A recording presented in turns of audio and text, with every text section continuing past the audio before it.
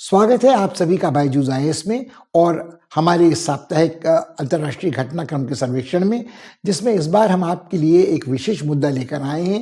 वो मुद्दा ऐसा है जो पिछले साल भर से एक अंतर्राष्ट्रीय संकट के रूप में उबलता खौलता रहा है और कई लोगों का मानना है कि एक ऐसा संकट है जिसकी परिणति एक नए शीत युद्ध की शुरुआत से हो सकती है।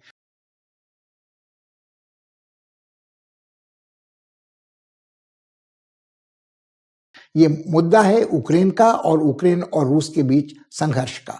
कई लोगों का मानना है कि पिछले साल भर से ही नहीं, ये घटनाक्रम, इसका जो ऐतिहासिक विकास इस संकट का है वो कई दशक पहले लौटता है। वो पुतिन के सत्ता ग्रहण करने से भी पहले इसकी जड़ें खोजी जा सकती हैं। जब सोवियत साम्राज्य का विघटन हुआ और विलय हुआ सोवियत संघ का, तब से यूक्रेन ने अपनी स्वाधीनता की घोषणा की और उसकी इच्छा रही कि वो पश्चिमी दुनिया से यूरोप के साथ जुड़े, नाटो का सदस्य बने, यूरोपीय समुदाय का हिस्सा बने और तभी से एक संघर्ष, एक तनाव उसके और रूस के रिश्तों में आया। हम इस पर तो विचार करेंगे ही, हम ये देखना चाहेंगे कि कैसे इस घटनाक्रम का प्रभाव भारत पर पड़ सकता है, कैसे इसका प्रभाव यूरोप पर पड़ सकता है और क्या वास्तव में इससे शीत युद्ध की शुरुआत हो सकती है। अब आप किसी भी पक्ष के समर्थक हों, आप जहां खड़े हैं उसके आधार पर आप इस मुद्दे का विश्लेषण कर सकते हैं। कुछ लोगों का मानना है कि पुतिन विस्तारवादी हैं, आक्रामक हैं, तुनक मिजाज तानाशाह हैं। वो चाहते हैं कि अपनी एक अमिट छाप रूस के इतिहास पर छोड़कर जाएं। वो लगभग स्टालिन के बराबर वर्षों तक शासन कर चुके हैं और उनको भी लगभग एक तरह से शी की तरह आजीवन जब तक वो चाहें इस पद पर बने रहने का अधिकार दे दिया गया है संवैधानिक संशोधनों के द्वारा रूस में। क्या ये सच है?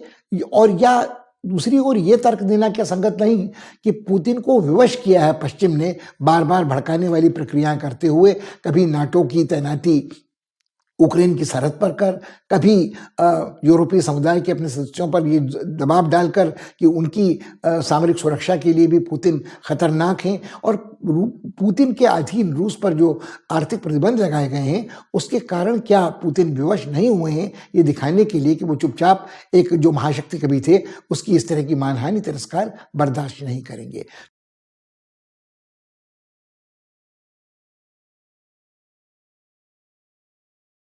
तो बिल्कुल तटस्थ होकर इस मामले का विवेचन करने का प्रयास हम करेंगे, इसकी ऐतिहासिक पृष्ठभूमि को टटोलेंगे और देखेंगे कि आज क्या हो रहा है और भविष्य में क्या घटनाक्रम हमारे सामने आ सकता है।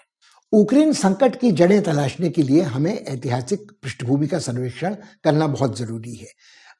ये एक विडंबना है कि आज जो रूस, जो कभी महाशक्ति सोवियत संघ था, जिसका वारिस आज का रूस है, उसकी पैदाइश यूक्रेन में ही हुई थी और मध्य युग में एक कीव नाम का जो स्थान है, जिसे किएव कहा जाता है यहाँ की भाषा में, वहाँ की जो डची थी, वहाँ से रूस की कल्पना, रूस का सपना साकार हुआ और बाद में भी जब मॉस्को में इवान द टेरेबल के बाद, पीटर द ग्रेट के बाद, महारानी कैथरीन के बाद एक महान साम्राज्य की स्थापना कर दी जा चुकी थी, यूक्रेन का उल्लेख बारंबार छोटे रूस के रूप में होता था। जहां से शुरुआत हुई थी इस बड़े रूस के बरगद जैसे पेड़ की, तो बड़ा रूस और छोटा रूस अभिन्न है। ये बात रूस की जो अस्मिता है, रूस की जो पहचान है, वो इतनी अभिन्न रूप से जुड़ी हुई है यूक्रेन के साथ कि इन दोनों को अलग अलग कर शायद कोई देख ही नहीं सकता। अक्सर ये कहा जाता है कि जो ईसाई धर्म का जो संप्रदाय रूस में पहुंचा है और असरदार है, खासकर आज पुतिन के रूस में, वो ऑर्थोडॉक्स क्रिश्चियन चर्च कहलाता है। वो भी यूक्रेन के रास्ते ही रूस तक, मॉस्को तक और उसके आगे तक पहुंचा। हाँ, ये बात फर्क है कि बोल्शेविक क्रांति के बाद साम्यवादी दौर में रूस की साम्यवादी पार्टी नास्तिक थी, मगर फिर भी आम आदमी के जनमानस में ईसाइयत का बड़ा प्रभाव था और इस ईसाइयत का जो प्रभाव था उसकी एक अभिन्न अटूट संधि रूस की पहचान के साथ जुड़ी हुई है। तो रूस के साम्राज्य की कल्पना, छोटे रूस की परिकल्पना, ईसाई धर्म, ये सब यूक्रेन के साथ जुड़े हैं। और यह भी सच है, इसको कोई नकार नहीं सकता, कि इतिहास में यूक्रेन को गेहूं का भंडार माना जाता था, ब्रेड बास्केट कहा जाता था, ग्रेनरी रूस का अन्न भंडार कहा जाता था। तो यूक्रेन के अनाज से पर रूस बड़ी सीमा तक निर्भर था। सोवियत संघ के दौरान जो विकेंद्रीकृत विकास, केंद्रीकृत नियोजन के बाद लागू होता था सोवियत संघ में, उसमें कई कल कारखाने यूक्रेन में स्थापित किए गए, जिनसे पूरे रूसी संयंत्र अपना माल उनसे प्राप्त किया करते थे। मगर सबसे एक महत्वपूर्ण बात और जुड़ी हुई है कि यूक्रेन का जो भूभाग था वो रूस को सामरिक गहराई देता था कि जब कोई यूरोपीय ताकत, पश्चिमी यूरोपीय ताकत, वो नेपोलियन हो या हिटलर हो, रूस पर आक्रमण करने की कोशिश करती थी तो उसे यूक्रेन से होकर गुजरना पड़ता था। और याद रहे कि द्वितीय विश्व युद्ध की घोषणा हुई थी तो पोलैंड पर नाजी जर्मनी आक्रमण के बाद ही रूस ने ये तय किया था कि वो जो भी संधि उसकी नाजियों के साथ थी उस पर अमल नहीं करेगी। तो यूक्रेन तो उससे भी ज्यादा निकट रूस के मर्म स्थल की है। तो ये तीन बातें ऐतिहासिक दृष्टि से ऐसी हैं जिनको हम भुला नहीं सकते। एक है रूस की अवधारणा, रूस की राष्ट्रीय पहचान की जो कल्पना है वो यूक्रेन के साथ जुड़ी हुई है। वहीं से रूस की शुरुआत होती है, एक छोटा रूस, एक बड़ा रूस। और दूसरी बात है कि आर्थिक व्यवस्था दोनों की एक दूसरे की पूरक रही है हमेशा से, साम्राज्यवादी ज़ारशाही के दौर में भी, साम्यवादी रूस के दौर में भी और साम्यवादी रूस के विघटन के बाद भी आज तक। तो ये कल्पना कर सकना कि यूक्रेन और रूस कभी अलग होंगे, सोचना आसान नहीं है।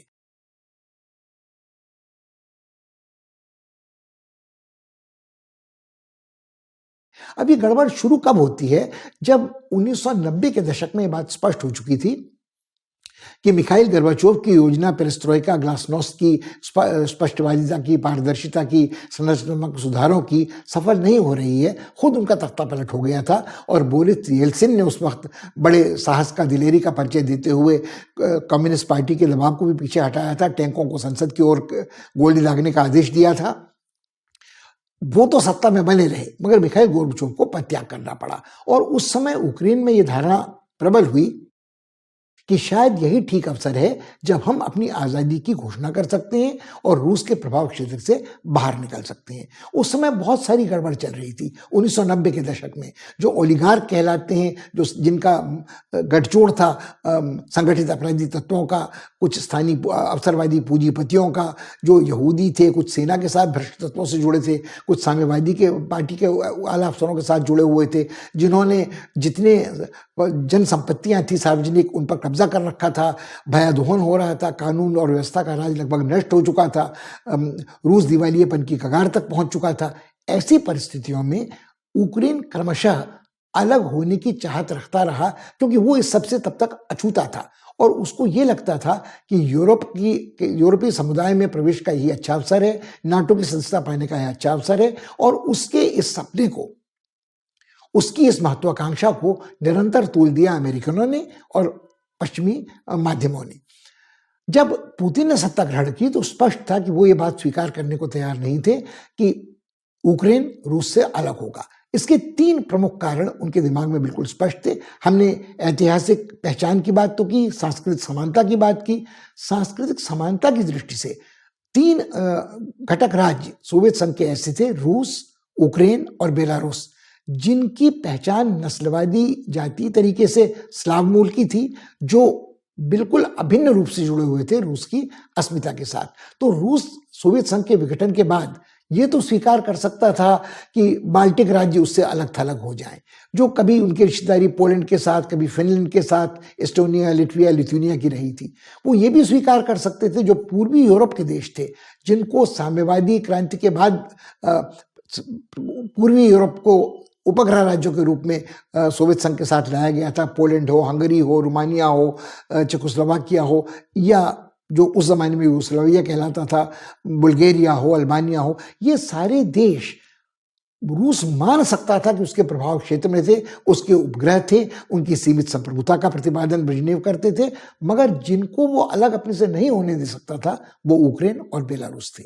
और वो ये भी मान सकते थे रूसी कि मध्य एशिया के जो गणराज्य हैं, जो बाद में कॉमनवेल्थ ऑफ इंडिपेंडेंट स्टेट्स का सदस्य बने, या जो कॉकेसस पार के राज्य थे, वो जॉर्जिया, दागिस्तान आदि, वो अलग हो सकते थे। मगर रूस ये कतई बर्दाश्त नहीं कर सकता कि जॉर्जिया चला जाए, मध्य एशिया के गणराज्य चले जाएं, बाल्कन राज्य चले जाएं, मगर यूक्रेन नहीं जा सकता था।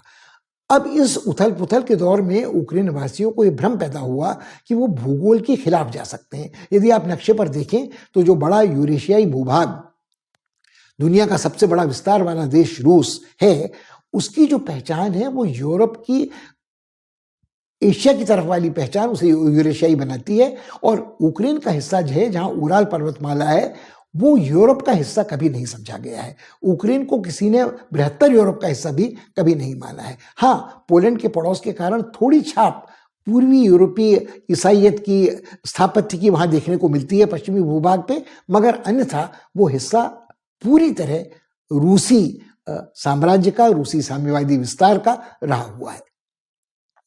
अब जब ये सारा घटनाक्रम चल रहा था तो पुतिन ने सत्ता ग्रहण की और निश्चित रूप से पुतिन के सामने जो चुनौती थी वो बिल्कुल स्पष्ट थी। वो कानून के राज की स्थापना करें, वो ओलिगार्कों की नाक में नकेल डालें, वो रूसी अर्थव्यवस्था को पुनः पटरी पर लाएं और रूस को पुरानी गरिमा, राष्ट्रीय गरिमा दिलाएं। तो वो निश्चित रूप से राष्ट्रपति बनकर ये नहीं कह सकते थे कि मैं यूक्रेन को भी जाने दूंगा, मैं बेलारूस को भी जाने दूंगा। तो उन्होंने यथासंभव ये कोशिश की उस समय, पुतिन ने तत्कालीन 21वीं सदी के शुरुआत में जब सदी करवट बदल रही थी, कि यूक्रेन स्वाधीन रहे मगर रूस का मित्र बनकर रहे, उसके साथ उसके संबंध तनाव रहित रहे।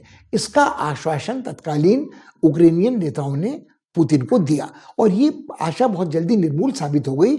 उसके कई कारण थे। उसके कई कारण ये थे कि जब 9/11 की घटना के बाद अमेरिका का ध्यान जुट गया इस्लामी आतंकवाद की कट्टरपंथी जिहादी तत्वों को इससे संघर्ष करने में, उन्होंने सत्ता परिवर्तन के सिद्धांत का प्रतिपादन किया, तो उनकी प्राथमिकताएं यूरोप की तुलना में इराक, सीरिया, लीबिया इस तरफ मुड़ गई, फिर बाद में अफगानिस्तान की ओर। तो उस समय फिर यूक्रेन को ये लगा कि वो कसमसाता था हमेशा रूसी प्रभुत्व से बाहर निकलने के लिए, कि 2004-5 में वहाँ अनेक ऐसे नेता आए जिन्होंने पुतिन को बार बार आश्वस्त किया कि वो उनके हितों का, रूसी हितों का, उनके हितों का नहीं, रूसी हितों के विरुद्ध कोई काम नहीं करेंगे। मगर धीरे धीरे वहाँ इस तरह के कभी प्रदर्शन होते थे जिन्हें यूरो मैदान के प्रदर्शन कहते हैं। कभी वहाँ की जो नौजवान पीढ़ी थी वो एक इच्छा प्रकट करती थी कि हमारी अपेक्षा भी अभिव्यक्ति की स्वतंत्रता के साथ रहने की है, जनतांत्रिक सुधारों के साथ रहने की है। अब यदि स्वयं रूस में आंतरिक राजनीति में जनतांत्रिक तत्व प्रबल नहीं है तो निश्चित रूप से कल्पना करना कि वह यूक्रेन में जनतांत्रिक ऐसे तत्वों को सामने आने देगा जो रूस की मुखालफत करें, संभव नहीं था। कुछ घटनाक्रम ऐसा हुआ जो रंगीन क्रांतियां कहलाती हैं, कि जॉर्जिया में नारंगी क्रांति हुई और उसके दौरान जो रूस के विरुद्ध वहाँ जन चेतना का, आक्रोश का विस्फोट हुआ, तो उस समय भी यूक्रेन वालों ने जॉर्जिया वालियों की सहायता दी, उन्हें कुछ रसद पहुंचाई, सामग्री सहायता पहुंचाई, उनका समर्थन किया। ये बात भी रूस को बहुत अखरी। तो ये स्थिति कमोबेश 1 दशक तक इस तरह चलती रही कि यूक्रेन वाले ये सोचते रहे कि एक न एक दिन पश्चिमी यूरोप वाले और अमेरिका उनका साथ देंगे और वो नाटो में और यूरोपियन समुदाय में प्रवेश पा लेंगे। मगर दूसरी ओर पुतिन ने ये बात बिल्कुल स्पष्ट मान ली थी कि नाटो की सीमाएं यूक्रेन की सरहद पर भी अगर तैनात की जाती हैं तो उसे भड़काने वाली कार्रवाई माना जाएगा। यूक्रेन के भीतर पहुंचकर प्रशिक्षण देना या उनको सामरिक सलाह देना तो बिल्कुल ही नागवार था। रूस के पक्ष में जो बात थी वो ये थी, वो उस पर हमें थोड़ा दृष्टिपात करना इस समय बेहद जरूरी है, कि जो जनसंख्या का स्वरूप है यूक्रेन में वो कुछ इस प्रकार का है कि पुतिन के अनुसार लगभग 30%, 35% जनता रूसी मूल की है, रूसी वंशज है, रूसी भाषा का प्रयोग करती है। उधर यूक्रेनियन राष्ट्रप्रेमियों का, देशभक्तों का जो रूस का विरोध करते हैं, उनका मानना है कि पुतिन के आंकड़े गलत हैं। अधिक से अधिक 17-18% आबादी रूसी वंशजों की है जो रूसी भाषा बोलते हैं। मगर इस बात को कोई नकार नहीं सकता कि यूक्रेन का विभाजन भौगोलिक बहुत स्पष्ट है। न केवल उराल पर्वतमाला उसे यूरोप से अलग करती है, बल्कि यूरोप के भी 2 हिस्से बिल्कुल स्पष्ट हैं। पश्चिमी यूक्रेन का जो हिस्सा है वो यूक्रेनी भाषा बोलने वालों का है, उसमें स्लाव मूल के लोग बहुत कम हैं। मगर जो पश्चिमी पूर्वी यूक्रेन है वहाँ रूसी वंशज काफ़ी हैं, वो रूसी भाषा बोलते हैं। इनकी गणना बहुत प्रामाणिक रूप से कभी नहीं की जा सकी है।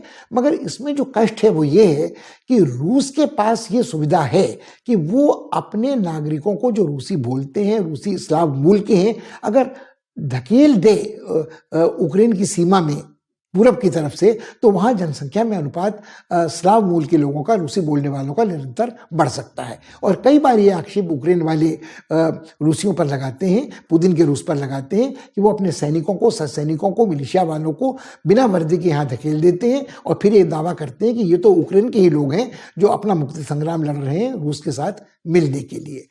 दूसरी ओर जो लोग रूसी इन गतिविधियों का प्रतिरोध करते हैं, उनको लगता है वो छापामारी के द्वारा ये ऐसा कर सकते हैं। कई बार ऐसा हुआ है कि उक्रेनी विमान मार गिराए गए हैं।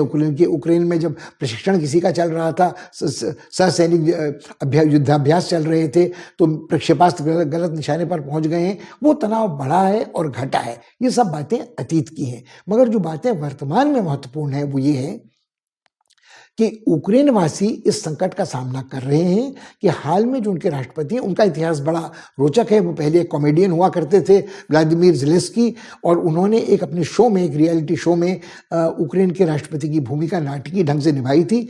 और ये क्या चक्र होता है नियति का कि वो वास्तव में जो कॉमेडियन हंसोड़ मजाहिया थे, वो अपने देश के राष्ट्रपति बन गए। मगर उनके तेवर रूस का विरोध करने वाले कट्टर रहे हैं, और वो हमेशा अमेरिका और पश्चिमी यूरोप के साथ ये प्रयास करते हैं कि वो रूस की आक्रामक गतिविधियों का प्रतिरोध कर सके।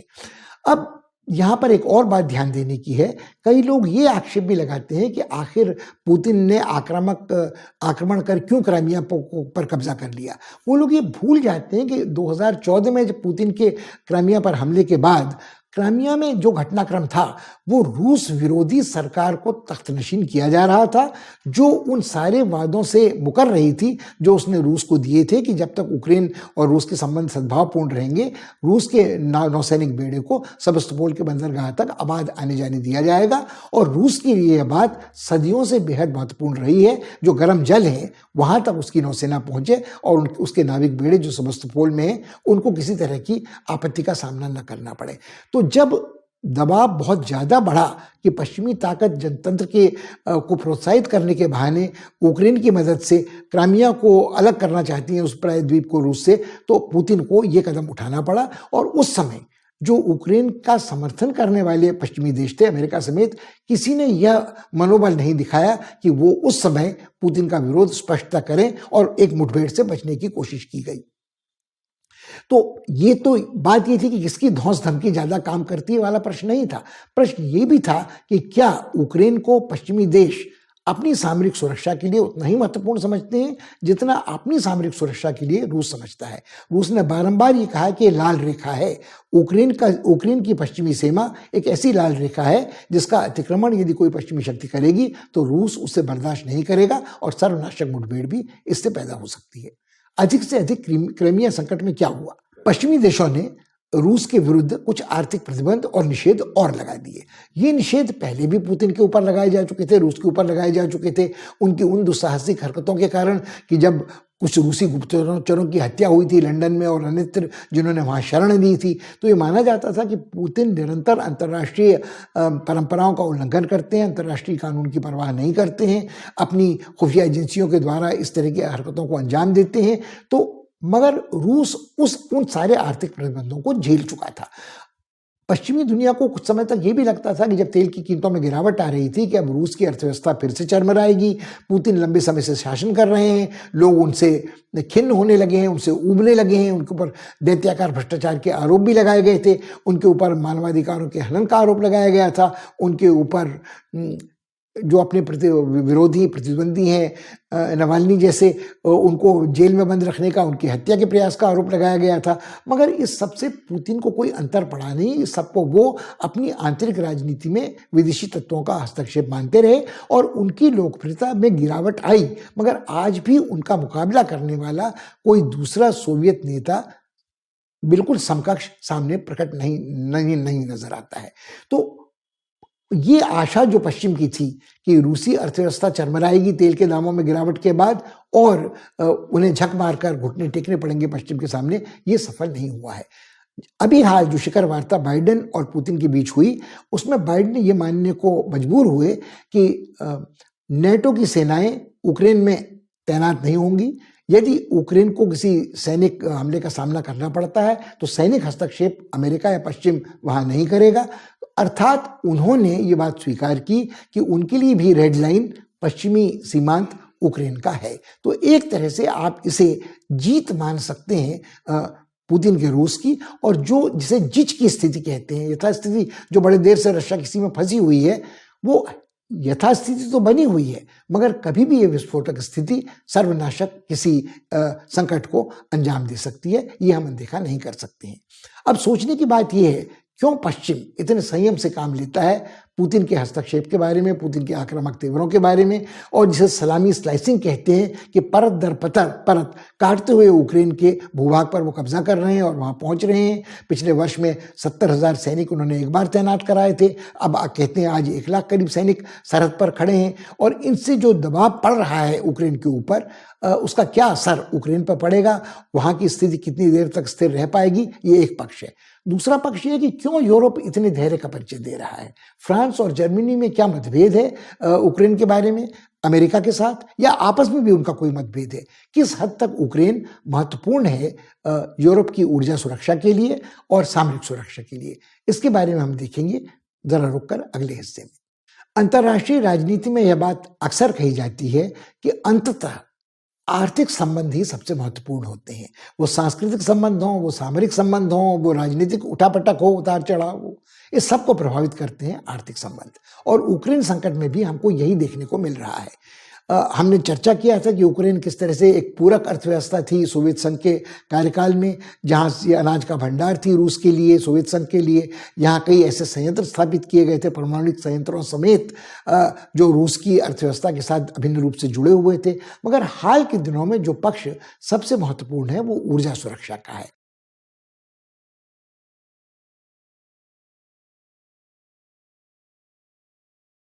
और ऊर्जा सुरक्षा का भी जो पक्ष महत्वपूर्ण है वो गैस के आवागमन का है। जो रूसी गैस साइबेरिया से होती हुई रूस के पूरे भूभाग को पार करती यूक्रेन के माध्यम से यूरोप तक पहुंचती थी। हमने इसका भी जिक्र किया है कि जब यूक्रेन ने उसको जो गैस दी जाती थी उसको पूरा उसका दिशा बदली थी यूरोप की तरफ, तब भी रूसी बड़े क्रुद्ध और आकृष्ट हुए थे। मगर जब आज स्थिति ये है कि रूस ने एक बड़ी महत्वाकांक्षी परियोजना का सूत्रपात किया है। इस परियोजना का नाम है नॉर्ड 2 स्ट्रीम। तो ये यूक्रेन के भूभाग से जो गैस होके जाती थी, जिसको ले जाने का कुछ भाड़ा भी यूक्रेन वाले वसूल करते थे, और इसकी एवज में गैस भी उन्हें, एवज में क्या रियायती दामों पे गैस मिलती थी, उसमें व्यवधान पड़ेगा। रूसी जब से उनके संबंध यूक्रेन के साथ तनावपूर्ण हुए हैं, उन्होंने तय किया है कि वो अपनी ऊर्जा का जो बाजार है उसको बंधक नहीं बनाने देंगे यूक्रेन वासियों के हाथ में। तो उन्होंने भूमि पथ को छोड़कर समुद्र की सतह के नीचे एक पाइपलाइन बिछाई है जो नॉर्ड 2 स्ट्रीम कहलाती है, जो रूसी गैस को सीधे जर्मनी तक पहुंचाएगी। जाहिर है कि ये चीज़ यूक्रेन के लिए बेहद चिंताजनक है। न केवल उनको रियायती गैस बंद हो जाएगी, और जो कुछ भी भयादोहन वो रूस का कर सकते थे कि उनके जो छापा मार हैं वो इस गैस पाइपलाइन को नुकसान पहुंचा सकते हैं, रूस को घाटा पहुंचा सकते हैं। बल्कि कठिनाई तो ये है कि रूस के सामने ये समस्या बड़ी विकट पैदा हो सकती है कि वो यूक्रेन से कहे कि अब हम आपको गैस नहीं देंगे, आप जो चाहे कर लीजिए, और यूक्रेन जवाब में कोई कार्यवाही रूस के प्रतिरोध में नहीं कर सकता है। मगर इससे अधिक महत्वपूर्ण पक्ष ये है कि यूरोप की निर्भरता रूस पर अपनी ऊर्जा सुरक्षा के लिए आज भी बहुत स्पष्ट रूप से रेखांकित हो रही है। अमेरिका वालों का हमेशा कहना था, अमेरिकी, वो चाहे ट्रंप का प्रशासन हो चाहे बाइडेन का प्रशासन हो, कि यूरोप वालों को इतना निर्भर रूसी गैस पर नहीं होना चाहिए, क्योंकि यदि वो ऐसा करते हैं तो रूस कभी भी या तो अपनी गैस की कीमत बढ़ा देगा और यूरोप की अर्थव्यवस्था को झटका देगा, या वो थोड़े समय के लिए भी अगर इस गैस के प्रवाह को बंद कर देगा तो एक बड़ा भारी संकट ऊर्जा का यूरोप में पैदा हो जाएगा। जब तक एंजेला मार्केल जर्मनी की चांसलर थी, उनका रवैया थोड़ा सुलभ वाला था। वो खुद पूर्वी जर्मनी से आई शरणार्थी थी।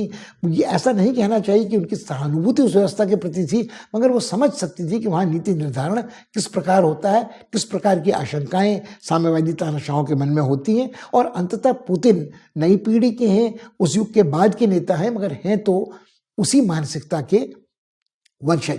तो मगर आज जर्मनी की राजनीति में बड़ा नाटकीय परिवर्तन हुआ है। एंजेला मार्केल चांसलर नहीं है, और वहां एक साझा सरकार जो काम कर रही है उसमें ग्रीन पार्टी की विदेश मंत्री हैं एनालिना, और ग्रीन पार्टी बिल्कुल स्पष्ट कह चुकी है कि वो फॉसिल फ्यूल्स का प्रयोग बिल्कुल बंद करना चाहती है, वो कार्बन प्रसरण समाप्त करना चाहती है, वो वैकल्पिक ऊर्जा के, स्वच्छ ऊर्जा के साधनों पर ही विचार करेगी। जर्मनी की विदेश नीति का एक प्रमुख तत्व आने वाले वर्षों में ये स्वच्छ ऊर्जा वाला होने वाला है।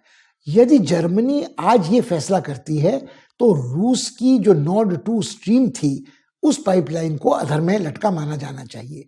और कहीं ना कहीं ये सिर्फ अमेरिका का दबाव नहीं था कि आप रूस की गैस लेना बंद कीजिए, और लोग भी ये सोचते थे कि भले फ्रांस हो, कि फ्रांस और जर्मनी के बीच भी थोड़ा मतभेद इन दो बड़े राष्ट्रों के बीच में था।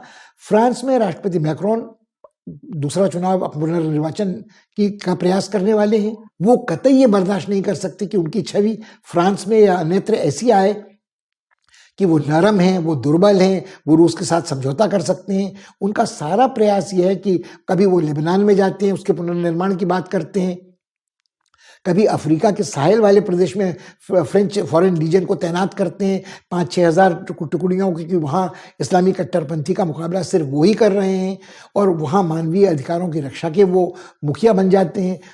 और कभी वो लीबिया में सक्रिय नजर आते हैं, तो कभी वो मध्य पूर्व में नजर आते हैं। तो कुल मिलाकर यदि आप देखें तो मैक्रोन अपने को एक स्वायत्त नीति निर्धारक के रूप में प्रकट कर रहे हैं। तो वो भी नॉर्ड 2 पर उतनी बुरी तरह निर्भर नहीं जितना जर्मनी है, मगर कुल मिलाकर पूरा यूरोप इस ऊर्जा सुरक्षा के लिए रूस पर निर्भर है। और यदि नॉर्ड 2 अब अधर में लटकती है ये परियोजना, तो इसके क्या परिणाम अन्यत्र देखने को मिलेंगे, ये बड़ा रोचक होगा। क्योंकि क्या यूरोप अमेरिका की ओर देखेगा, और जबकि अमेरिका ने रवैया स्पष्ट कर दिया है कि वो अपने अटलांटिक मित्रों को कुछ भी मुफ्त में नहीं देगा, उसकी तो अपेक्षा है कि वो नाटो का खर्च भी अब खुद उठाएंगे।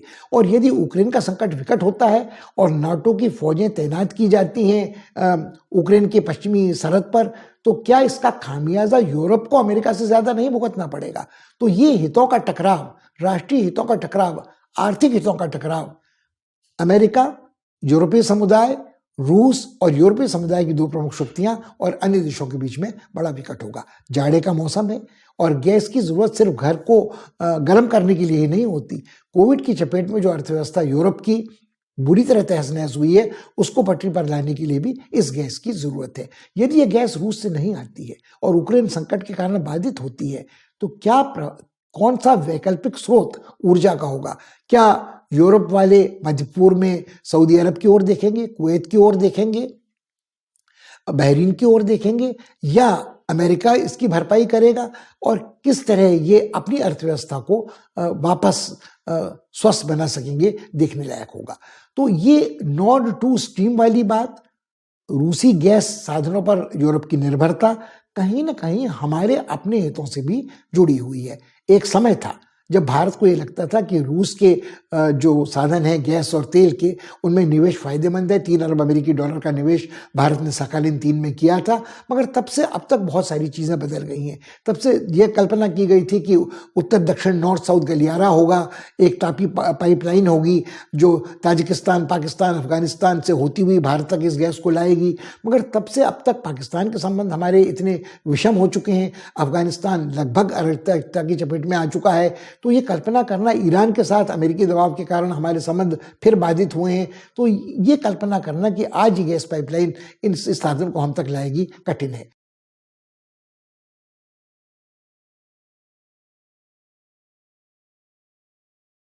मगर यदि हम अपनी ऊर्जा सुरक्षा के लिए फिर मजबूर की ओर देखते हैं, सऊदी अरब की ओर देखते हैं, हम कुवैत, बहरीन की ओर देखते हैं और कहीं ना कहीं अमेरिका की ओर देखते हैं, तो क्या इसका प्रभाव यदि दूसरे ग्राहक होंगे और तेल गैस की कीमतें फिर ऊपर चढ़ेंगी, तो निश्चित रूप से इसका प्रभाव हमारे ऊपर, हमारी अर्थव्यवस्था पर भी पड़ेगा। मगर क्या भारत इस स्थिति में है कि वो घटनाक्रम को प्रभावित कर सके?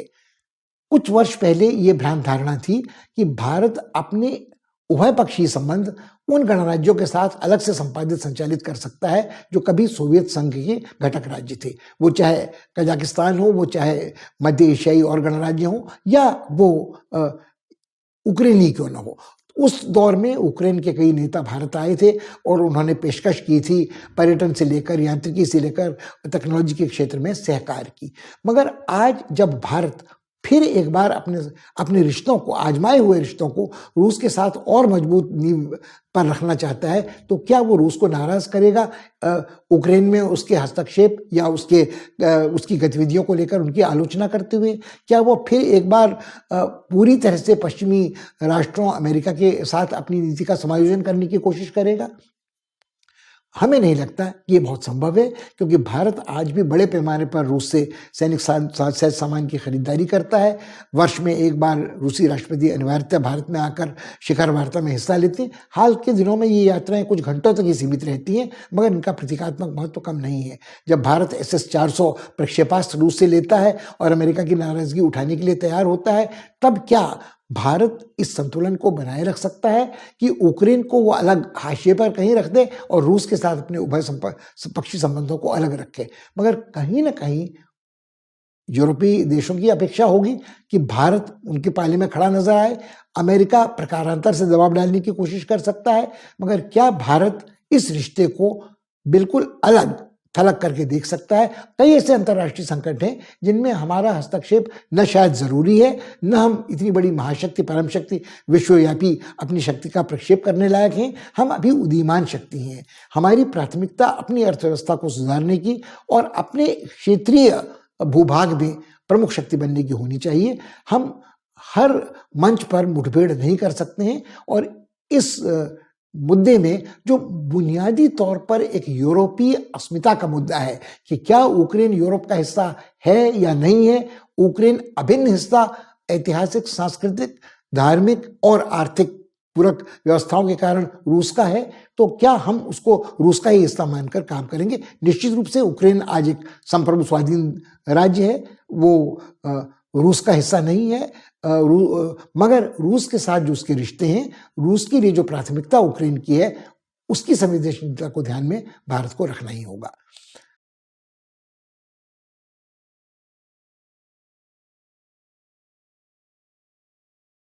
इस बार इतना ही। अगली बार किसी और मुद्दे पर आपके साथ चर्चा होगी। तब तक आप इस पर विमर्श करें। धन्यवाद।